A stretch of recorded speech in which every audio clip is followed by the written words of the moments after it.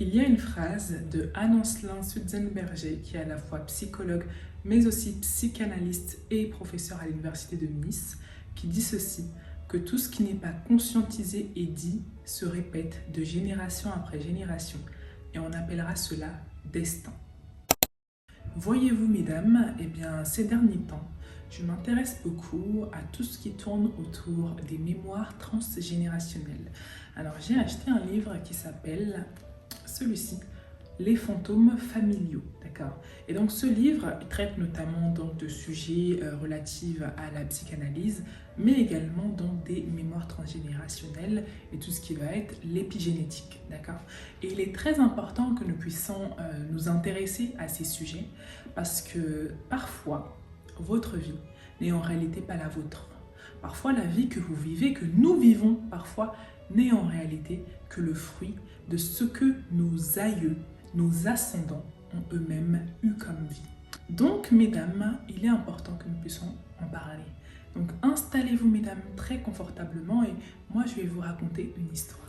Voyez-vous, mesdames, eh bien, il y a quelque temps, j'étais en train de discuter, d'accord, de discuter avec une connaissance à moi et nous étions en train de discuter finalement des relations.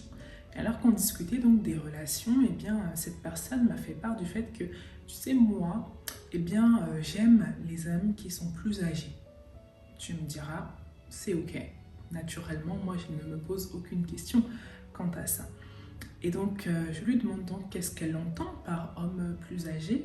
Eh bien, elle me dit qu'elle aime les hommes en général qui sont dans la trentaine, quarantaine, et qu'elle a déjà même eu à avoir une relation dite amoureuse avec un homme de 58 ans, alors que celle-ci en avait seulement 13. Donc cette jeune femme qui avait 13 ans a été en relation, je mets des grosses guillemets parce que pour moi c'est un pédocriminel cette personne, mais ce monsieur s'est permis finalement d'avoir une relation dite amoureuse avec une jeune fille, sachant que cette femme avait 13 ans. Cet homme de 58 ans a eu cette relation dite amoureuse avec elle pendant 6 ans. Pendant 6 ans, cet homme a eu une relation dite amoureuse avec elle. Et donc moi je lui ai expliqué et je lui posais des questions parce qu'il faut savoir qu'une des choses particulièrement à mon sujet, c'est que je suis une personne qui pose beaucoup de questions. D'accord, je suis quelqu'un qui pose vraiment des questions parce que je m'intéresse sincèrement aux personnes en essayant de comprendre comment est-ce que tu en es arrivé à là, qu'est-ce qui s'est passé dans ta tête, quel a été le schéma de pensée que tu as eu à ce moment-là, d'accord? Alors que donc on discutait, eh bien, je lui demandais donc qu'est-ce qu'elle a trouvé de bon chez cet homme finalement, alors qu'elle était encore qu'une enfant. Et donc elle m'expliquait que la réalité c'est qu'elle se sentait spéciale aux côtés de cet homme. Elle expliquait que elle se sentait spéciale, qu'il lui faisait se sentir spéciale.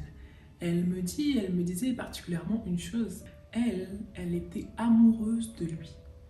Elle était amoureuse de cet homme. Je vous rappelle qu'elle avait 13 ans. Et elle me disait être amoureuse d'un homme de 58 ans. Et elle me demandait, est-ce que tu penses que cet homme de 58 ans, eh bien, lui, il m'aimait? Parce que jusqu'à aujourd'hui, alors que je suis une femme, je suis devenue femme, mûre et mature, eh bien, je ne sais pas si cet homme m'a aimée. Et elle me disait, moi je pense que oui, mais je n'en ai pas la certitude.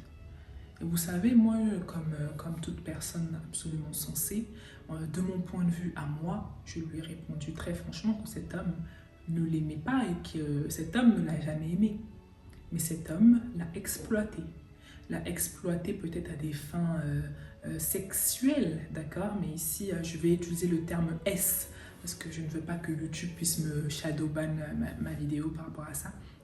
Mais je lui ai simplement expliqué que voilà, cet homme était un prédateur et qu'aucun homme normalement constitué, d'accord, ne devrait avoir à se rabattre sur une enfant Parce qu'à 13 ans, on est une enfant. À 13 ans, on ne connaît pas la vie. À 13 ans, on n'a même pas encore eu ses règles parfois. À 13 ans, on est littéralement un bébé.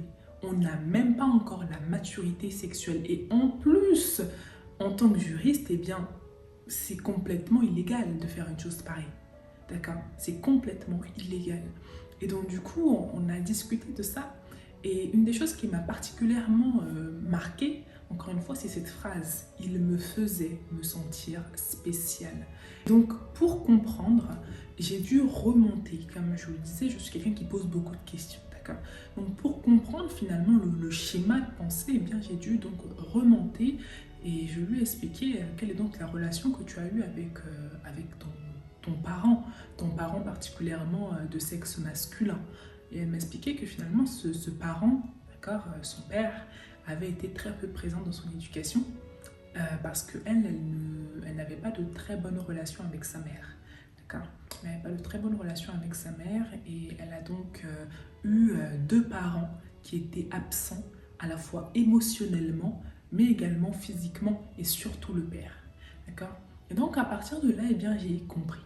J'ai compris une chose, c'est que en psychologie notamment, on parle du fait que le parent du même sexe, il nous apprend à aimer l'autre, alors que le parent du sexe opposé, il nous apprend à nous aimer nous-mêmes, il nous apprend à avoir plus d'amour-propre, il nous apprend à avoir plus confiance en nous et qu'il est naturel, d'accord, qu'une jeune femme, lorsqu'elle n'a pas eu une figure masculine qui a été là pour elle, à la fois pour la protéger, pour assurer sa sécurité physique et émotionnelle et pour garantir une estime d'elle-même, pour l'aider à construire une estime d'elle-même suffisamment forte, eh bien, ce genre de jeunes femmes sont en tout cas vulnérables, d'accord, sont vulnérables. Et elle m'expliquait finalement que si c'était à refaire, eh bien, elle le referait exactement la même chose.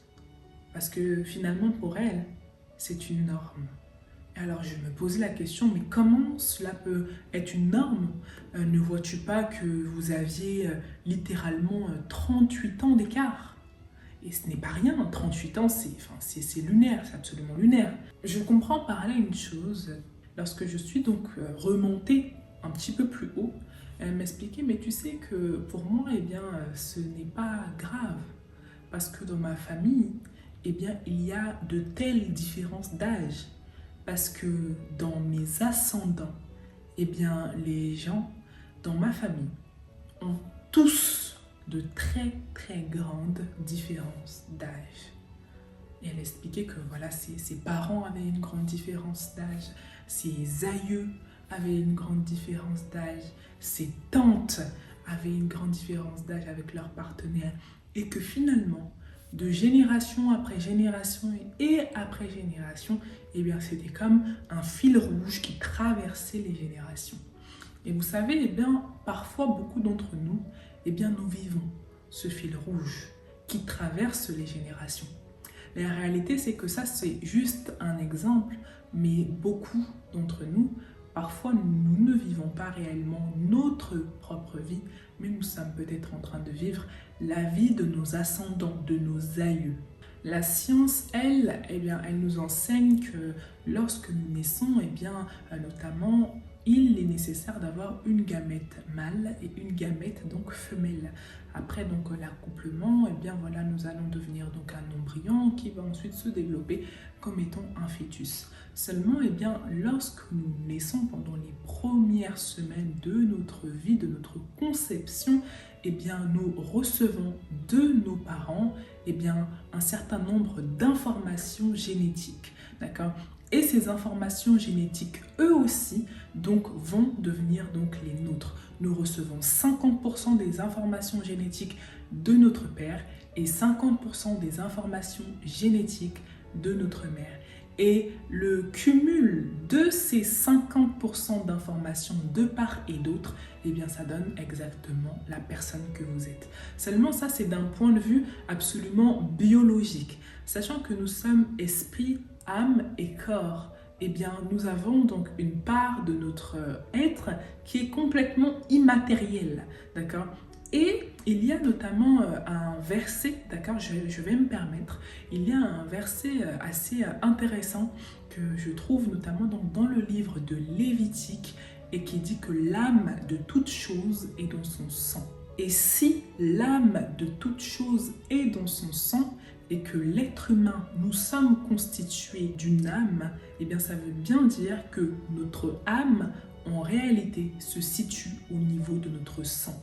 Et c'est exactement notre sang qui porte nos informations, à la fois biologiques, génétiques. C'est d'ailleurs la raison pour laquelle, lorsque nous n'avons plus de sang dans le corps, eh bien nous sommes littéralement morts. Lorsque le sang ne circule plus, nous sommes morts.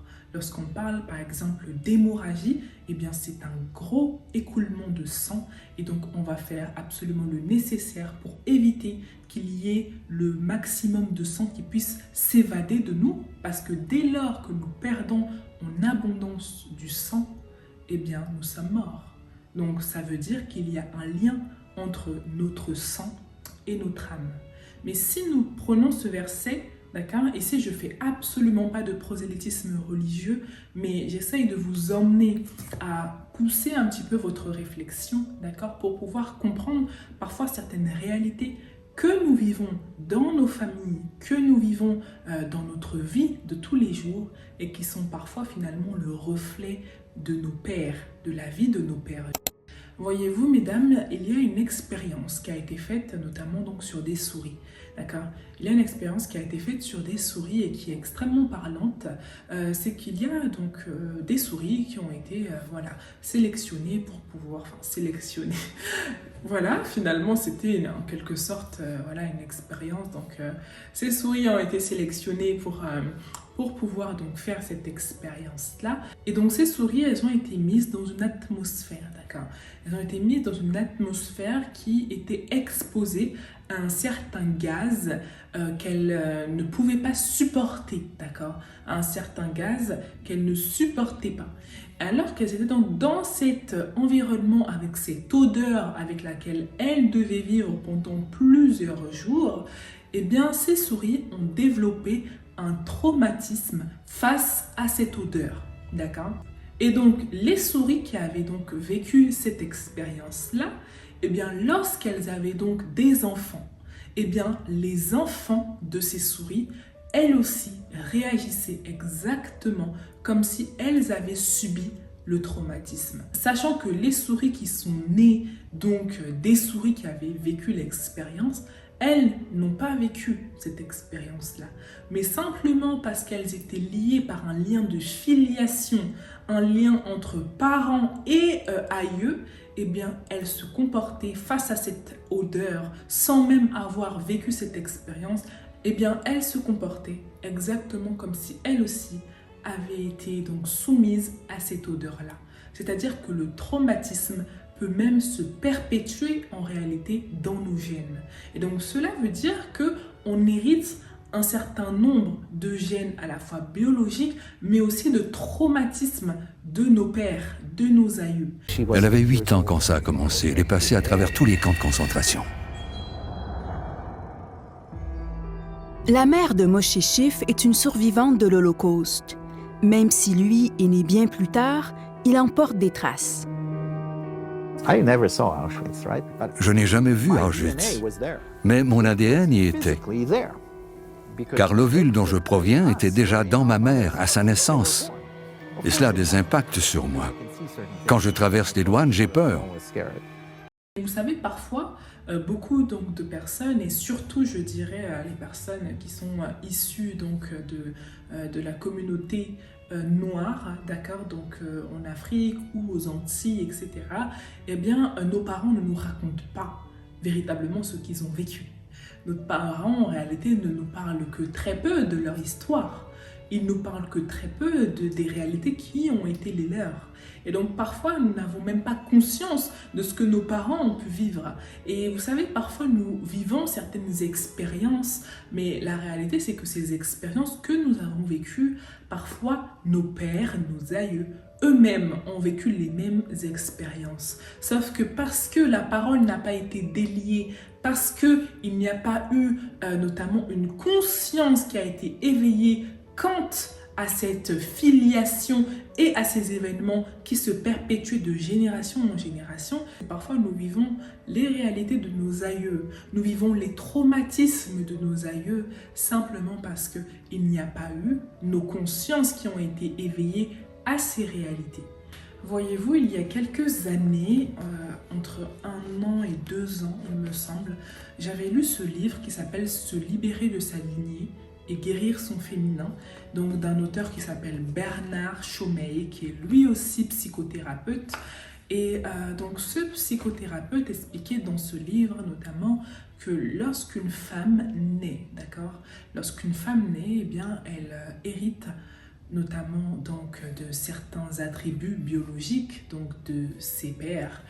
Et elle naît avec un utérus, comme toutes les femmes, d'accord, née femme, bien entendu. Elle hérite donc d'un utérus, un utérus à la fois collectif, qui est en réalité le résultat des utérus des femmes de sa famille, et d'un utérus qui est personnel. Donc l'utérus propre, l'utérus personnel, c'est l'utérus que vous avez à votre naissance. Et l'utérus donc qu'il dit être l'utérus collectif, c'est finalement le cumul des utérus qui ont engendré votre utérus. Vous n'êtes pas sans savoir que tout être humain qui se meut ici sur cette terre, eh bien, sort de l'utérus d'une femme. Et donc, une femme a enfanté une femme qui a donné naissance à une femme qui a encore enfanté une femme, etc. Et la réalité, c'est que l'utérus que vous avez est le résultat de l'utérus des femmes de votre lignée. Et parce que votre utérus est d'une certaine manière, en tout cas l'utérus collectif, d'une certaine manière, et l'utérus aussi des femmes de votre lignée, eh bien ces utérus ont parfois subi certains chocs, certains traumatismes. Et la réalité, c'est que parfois, nous sommes emmenés à avoir des blessures au niveau de notre utérus, des traumatismes au niveau de l'utérus, parce que la réalité c'est que le corps n'oublie rien. Le corps d'une femme est littéralement comme un grand disque dur qui enregistre littéralement tout, et particulièrement votre utérus. Cette situation, grand-mère, mère-fille, la grand-mère a un mari qui a violé la fille, et de là est issue une petite fille, donc le produit de l'inceste. On a fait une analyse de méthylation sur ces 3 générations, et on observe que celle qui a la cicatrice la plus grande, c'est bien la petite fille qui est donc le fruit de l'inceste. Le gène de la grand-mère, profondément choquée, est moins marqué que celui de la mère qui a subi le viol. Mais la petite fille, qui n'a jamais été violée, porte la plus grande cicatrice. Ce psychothérapeute, dans son livre « Se libérer de sa lignée et guérir son féminin », c'est ce qu'il explique. Et donc il explique que finalement, eh bien, beaucoup de femmes naissent avec un utérus qui a été blessé. Parce que peut-être l'utérus de votre mère, elle a fait certaines choses au niveau de son utérus qui ont blessé son utérus. Parfois, c'est des fausses couches. Parfois, c'est de multiples avortements. Parfois, c'est la mutilation génitale. Parfois, c'est plein de choses qui peuvent se passer. Parfois, c'est un V. D'accord, je dis V parce que je ne peux pas dire le mot en entier parce que sinon YouTube va complètement ban ma vidéo, d'accord. Parfois, c'est des V qui ont été subis par des tierces. Et donc, cela vient et blesse l'utérus personnel. Mais parce que nous naissons de cet utérus-là, des femmes de notre lignée, parfois nous n'en avons pas conscience, mais nos aïeux, nos pères ont vécu certains traumatismes au niveau de leur utérus. On est allé chercher s'il y avait en quelque sorte des cicatrices sur l'ADN des événements vécus par ces personnes, qui pouvaient être des abus, de la maltraitance ou des circonstances de vie assez difficiles plutôt dans l'enfance. Dans l'ADN, les chercheurs isolent un gène, celui qui répond à un stress très fort résultant d'un traumatisme. Un traumatisme que les patients décrivent en répondant à un questionnaire. Ce qui est incroyable, c'est qu'au niveau de l'ADN extrait du sang des patients, on a trouvé que proportionnellement à ce qu'ils avaient subi, on trouvait des modifications chimiques de leur ADN. Donc vraiment que cette cicatrice était mesurable. Le traumatisme s'inscrit donc dans notre génome. Et sa trace survit à chaque division cellulaire. C'est la raison pour laquelle ce psychothérapeute, il parle notamment de l'utérus collectif, qui est la résultante des utérus des femmes de votre lignée. Et vous savez, je pense très sincèrement qu'on ne peut pas guérir d'une chose qu'on n'a pas conscientisée. Donc il est important de conscientiser les choses, parce que je ne veux pas que vous soyez en train de vivre la vie de vos aïeux, et je ne veux pas moi-même être en train de vivre la vie d'une tierce personne à cause de mon manque de conscience. Donc il est important d'éveiller les consciences face à cette réalité. Et vous savez, mon rôle, moi, ça a toujours été d'éveiller les consciences face à certaines réalités que les femmes vivent. Et que les femmes continuent de vivre encore ou qu'elles ont vécu. Voyez-vous, vous n'êtes pas sans savoir que la femme, la féminité, a toujours été extrêmement combattue. La féminité, dans beaucoup de pays au travers le monde, et même dans l'histoire, eh bien, la féminité a toujours été combattue, la féminité a toujours été bafouée. Voyez-vous, les premiers médecins, d'accord, en réalité, eh bien, étaient des femmes. Elles étaient des femmes et elles maîtrisaient l'art des plantes. Aujourd'hui, c'est ce que c'est que la médecine. La médecine est l'art de maîtriser les plantes. D'accord ? Sauf qu'aujourd'hui, nous ne nous guérissons plus grâce aux plantes, quoique dans certaines régions du monde, eh bien, certaines personnes le font encore. Aujourd'hui, on utilise donc des médicaments, mais les médicaments sont finalement, d'une certaine manière, eh bien, une science qui est liée aux plantes. Parce que les femmes ont toujours eu notamment une certaine connexion au divin.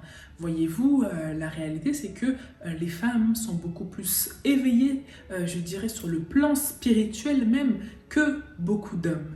Lorsqu'on regarde même par exemple les voyantes, entre guillemets, eh bien ce sont souvent des femmes. Tout ce qui a affaire au don de médiumnité, etc., ce sont souvent des femmes. Tout ce qui a affaire au fait de se connecter au monde du divin, ce sont souvent des femmes. Simplement parce que eh bien, les femmes, la féminité, la femme incarne une énergie de réception. Et parce qu'elle incarne une énergie donc, de réception, la femme est beaucoup plus sujet à recevoir des choses, je dirais, du divin en réalité, parce qu'elle incarne dans son être la réception et la vie. Et même dans l'histoire, on constate eh bien, que les femmes, notamment qui maîtrisaient l'art donc, de guérir, d'accord, on les appelait donc les guérisseuses, elles qui maîtrisaient l'art de guérir par les plantes, eh bien, elles étaient souvent brûlées au bûcher. Elles étaient souvent brûlées au bûcher simplement parce qu'on considérait que c'était donc des sorcières, on considérait que c'était des personnes qui étaient dangereuses pour la société. Elles étaient brûlées au bûcher, d'accord, parce que ces femmes étaient vues comme des hystériques. Le terme même hystérie, ça veut dire la maladie de l'utérus. Lorsqu'on dit qu'une femme est hystérique, la réalité c'est qu'on est en train de dire que cette femme a une maladie de l'utérus. Voyez-vous d'ailleurs, même lorsqu'on se fait enlever l'utérus, d'accord, pour les femmes qui se font enlever leur utérus, on parle là d'hystérectomie, d'accord. Donc le terme hysté, c'est vraiment pour parler en fait de l'utérus. Et lorsqu'on va parler des femmes qui sont hystériques, la réalité c'est que ce terme a été notamment employé beaucoup et créé durant cette période où les femmes étaient vues comme des sorcières, en tout cas les femmes qui avaient des dons étaient vues comme des sorcières, des menaces pour la société et donc étaient brûlées parce que considérées comme étant hystériques. Et donc la raison pour laquelle les femmes sont si marginalisées dans cette société, c'est que la réalité, c'est que si les femmes s'éveillent et éveillent leur conscience, je pense que cette société changerait beaucoup. Et donc c'est la raison pour laquelle, mesdames, je vous invite véritablement à examiner vos vies. Alors qu'on arrive en cette fin d'année, d'accord, alors qu'il reste seulement quelques semaines avant la fin d'année, à examiner vos vies, à regarder, est-ce qu'il y a des schémas qui se répètent? Y a-t-il un fil rouge qui traverse les générations? Parfois, ça peut être des grandes différences d'âge, comme je vous expliquais au travers de la petite histoire que je vous ai racontée. Parfois, ça peut être des problèmes financiers, des dettes.